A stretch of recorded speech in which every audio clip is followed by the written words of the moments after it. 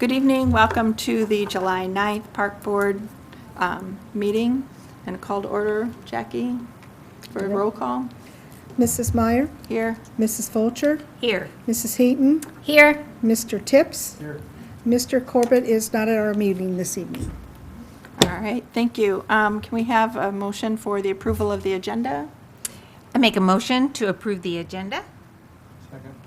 All those in favor? Aye. Okay. And you have the minutes in front of you if you want to take a minute to look at them, and then I'll accept a motion to approve the minutes.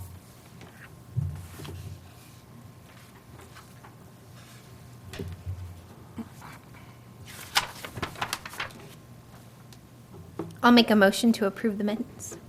And second? All those in favor? Aye. All right, the minutes have been approved, and we're ready for our division report.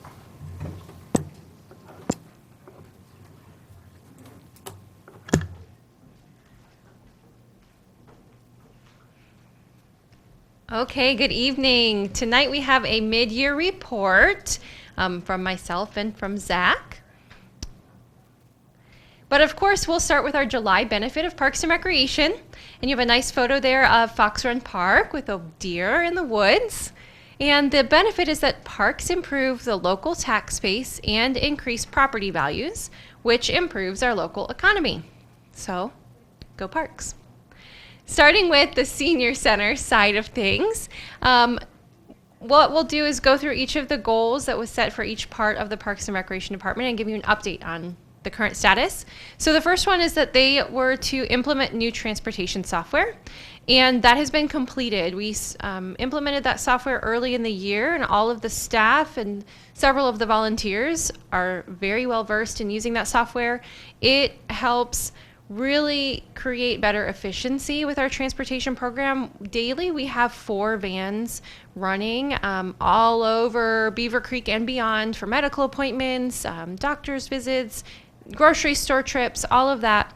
And so all of our trips are now scheduled through that software, and all of the drivers and escorts that are in the vans have tablets with them that have real-time updates, give them directions to every place, tell them how long it's going to take them to get everywhere. So it really moved us into more technology, but a lot more efficiency as well. So we're glad about that. They are working on establishing 2 new classes with a paid instructor, and this is in process. You've heard that we hired Shauna. She's our new part-time recreation coordinator, and she's actively recruiting new instructors. The tricky thing when we hired Shauna is that she was actually one of our instructors at both the senior center and for our general recreation classes. So now that she's working as a year-round staff member with us, she's trying to find instructors, not only new instructors, but also instructors to do the classes that she used to teach for us. The third goal is to evaluate fitness room equipment. And you've got a photo there of our new fitness room that we opened with the Latino Plaza. And this year we replaced the last original treadmill from when we moved into the location that we're in now. So everything is newer in the fitness room in terms of the treadmills, and we have contracted with a fitness service company to do the routine maintenance and the preventative maintenance. And so we have that scheduled regularly now to keep everything working properly. We are working on further developing a volunteer manual. The senior center runs on volunteers. We have so many active volunteers over there, so that's kind of a big task, and something that our risk management agency wants as well is a more developed volunteer manual than we have currently. So that'll hopefully be something that is able to be completed before the end of the year. And then also along the same manual line is working on a transportation manual, separate one for each van. Each vehicle has a little bit different things that you need to know to operate it, if it has a ramp or wheelchair accessibility, and how to clip in wheelchairs and operate those all safely. So we're working on creating manuals with all the differences and similarities for each of those. Moving on over to the recreation side, we have implemented new registration software. You've heard about that, MyRec. We started using at the beginning of the year for all of our reservations, and then shortly after for all of our class registrations. And we also use that on the senior center side for our memberships and class registrations as well. So that is in full swing, and we're loving it. We are working on sending quarterly surveys for programs and classes. So at the end of winter, we did send out program surveys for the winter classes, youth and children's programs in the first quarter, and then we are working on sending out midway through summer surveys right now, things about how those first half of the summer camps have gone, sports camps, all of that good stuff. We'll do another one at the end of summer as well, and continue on with those. And the goal with those is not just to get the feedback, but to use that feedback to improve our programs in the future. We are working on increasing our special event donations to cover at least 90% of event costs. So I'm thrilled to report that Latino Plaza Palooza, our summer kickoff and kite fly, our 4th of July, and our Try-A-Truck, which hasn't happened yet, but those are all covered in full. So we're very excited about that. And then we are still accepting sponsorships to get just to that 90%. For our summer concert series, we're just about $300 short to cover all of our concert series this year, so not even that short to get to that 90%. And the movie in the park, we have $300 of the about $550 that we'll need. And we need less money for movie in the park this year for the same level of things we've done last year, because we are going to reuse our movie license for Peter Rabbit that we weren't able to use last year.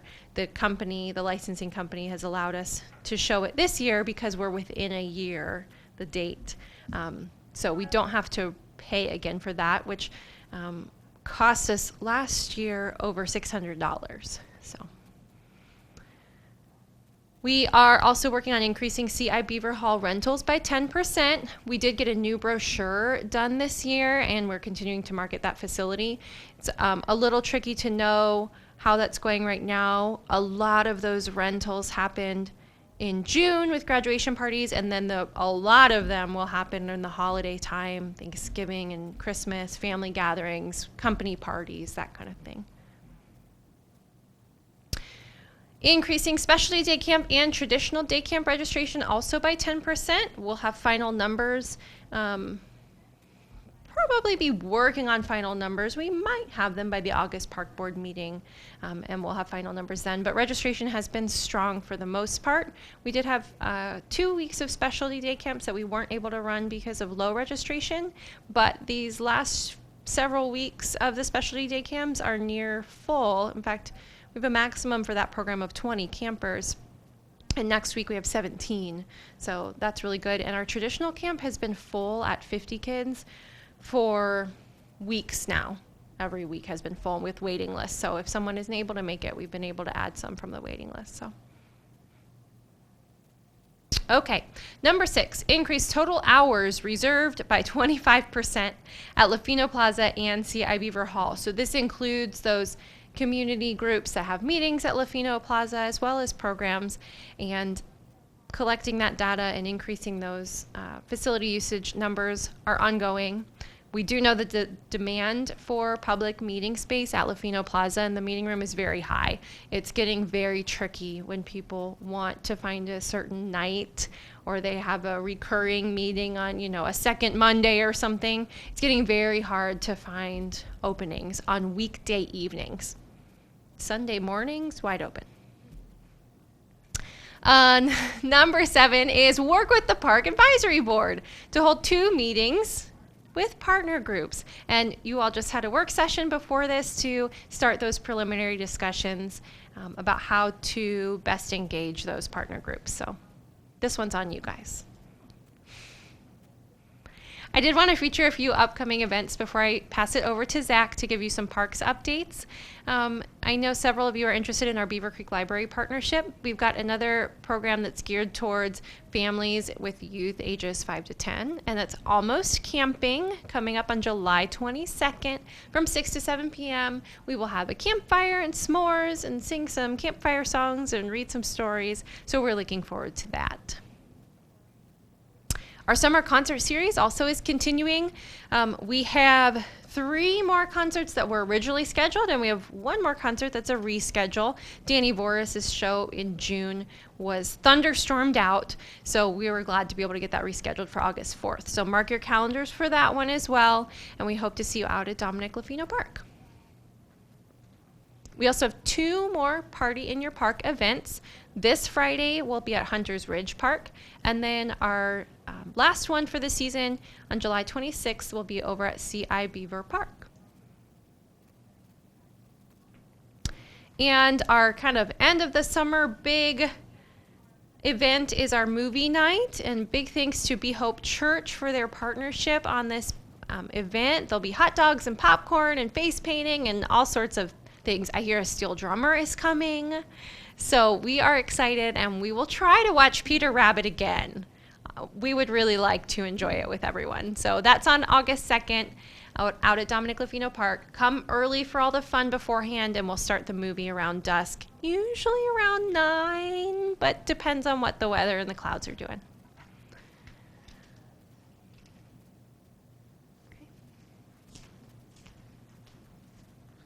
Okay.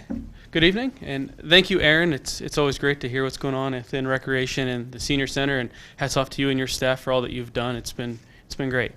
Now on to some of the goals and updates for what's going on within Parks Maintenance. We've had a pretty ambitious agenda for the year, and I think you'll see after this that just like what Aaron talked about, a lot of the goals that were set for the year have been accomplished or they're nearing completion.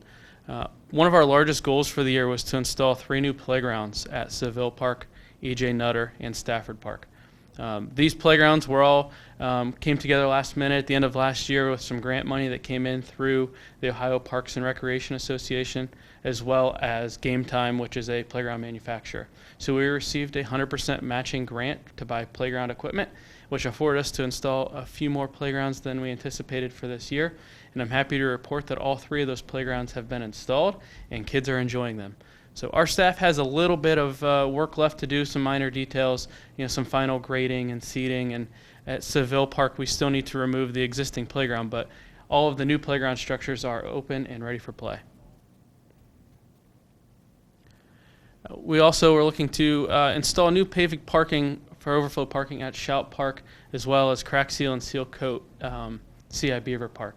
Shout Park, we were able to get the ball rolling on that one last year. It was a carryover goal.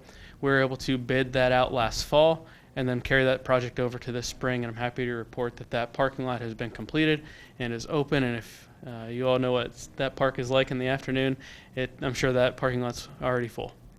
A couple weeks ago, we had a pre-bid meeting for seal coating and crack sealing, and those bids are due by the end of this week. So we should be moving forward with crack sealing, seal coating, and relining CI Beaver Park, as well as a few other locations we threw in there if we have the money to move forward with a few other locations. Beavercreek Station, Cinnamon Ridge Park, there's a connector, that path there, and then the walking path at Spicer Heights Park. We'll try to see if we can do some seal coating in those locations as well. Beavercreek Station is in need of a new roof. The current roof that is on there is a rubber shingle roof that's starting to deteriorate. A lot of the shingles are starting to lift. So in order to prevent any further damage to that roof, we have already seeked out estimates to replace that roof, and we'll be working with the buildings and ground staff to bid that out and get that installed and replaced by the end of the year. Fox Run Park, our goal is to install some new signage for tree ID and create a tree walking trail. The Tree Advisory Board has been working very hard on this. They have finalized and ordered all of the plaques for the trees. I believe there's going to be 11 or 12 trees that they've identified for the walking trail. We have the locations of the trees mapped, but we don't have the specific trail marked out. So that's something that the Tree Board will be working on, and we'll look for that to be finalized this fall. probably the largest goal of the year, and this one was part of last year's goals as well, was to complete the 10-year Parks Master Plan. We've had phenomenal feedback from the residents, from so many user groups, from the park board, and I'm happy to report the final draft has been presented to City Council in a work session, and they'll be able to submit some comments to us, and by the end of July, I think July 22nd, at the City Council meeting, it will be presented as the final. We also have a goal of planting 30 trees in various parks. This is something we do all of our tree planting in the fall, so there's no movement on that now. Usually you'll see that in October, November timeframe. That's the best time to plant trees. We have identified a few parks that we are already planning on planting trees, but as you know, with the tornado that came through, it's changed plans quite a bit. So Kim and I actually met with the Ohio Department of Natural Resources, Division of Forestry today, to start working towards looking at some grants that are available, especially being Tree City USA. We're eligible for some further grants than municipalities that are not Tree City USAs. So we're looking at being able to hopefully plant more than 30 trees this fall within the parks affected, and as well as the parks that we had already planned on planting trees. The seventh goal was to replace 3 aging water fountains at Rotary Park, Beavercreek Station, and Veterans Memorial. All of these drinking fountains have been ordered and were delivered to our office, and we're just trying to coordinate the installation of that, and we should have those installed by the end of summer. At Rotary Park, we had a goal to replace ball diamond lighting, do some other projects going on, and the cost of the ball diamond light replacement. It's a project we're probably going to put on hold until 2020. If you're going to relamp the current lights, they're pretty expensive just with the halogen lighting. If you want to go to the LED, it is very expensive, well over $100,000. So something we need to look into a little bit further and maybe replace as a goal for next year. We also wanted to coordinate at least 4 park improvement projects for the year. We've had so many groups come out and help out. We have volunteer groups scheduled for work at Shout Park, which in fact they're installing playground mulch this evening. We have a group lined up to help out at Latino Park, Latino Plaza, and Fox Run. We get so many great organizations, Be Hope Church being one of the big ones helping us out. We also had, as you remember last year, the Silver Squad that did a Girl Scout project for us. They came back to us and wanted to do a gold award with us. So along with them and several Eagle Scouts, we have a lot of scout projects coming up over the next few months. And finally, I wanted to mention the Dayton Area Wild Ones is a group that's a subsidiary of the Beavercreek Wetlands Association. They're similar. They planted a native plant bed at Beavercreek Station. So this bed that you see in the photo is between the restroom and the bike path. It's that top retaining wall. And they planted about 350 plants in there that are all native species. And so they're going to use that as a project to help educate the public on native plant species. And so we're working towards getting them to adopt a park, and we have them scheduled to come in next month to do an update on the project and present to you all. And the last goal was to create a landscape design template for park sign landscape beds. Back in January, we purchased the design software called Pro Landscape, and that was something that Pat Tilt, our city forester, city arborist, was very passionate about, and he wanted to start working on. Unfortunately, when he passed away, this has just been sitting idle for now. Our goal is by the end of the year to start getting some other staff members trained on how to use this and create those design templates in CAD. As you can see, it's been a busy 6 months so far. We've had some ambitious goals. We've accomplished a lot. It's been a very unique year being short-staffed and having to deal with tornado cleanup and everything, but I am very proud of all of our staff members for everything they've done, not only in parks maintenance, but in senior center and recreation as well. We've accomplished a lot in the first 6 months, and I'm confident that we'll be able to finish accomplishing all of these goals by the end of the year. Thanks. Thank you. Moving on to old business, volunteer opportunities. Give Erin a second to get back in. No?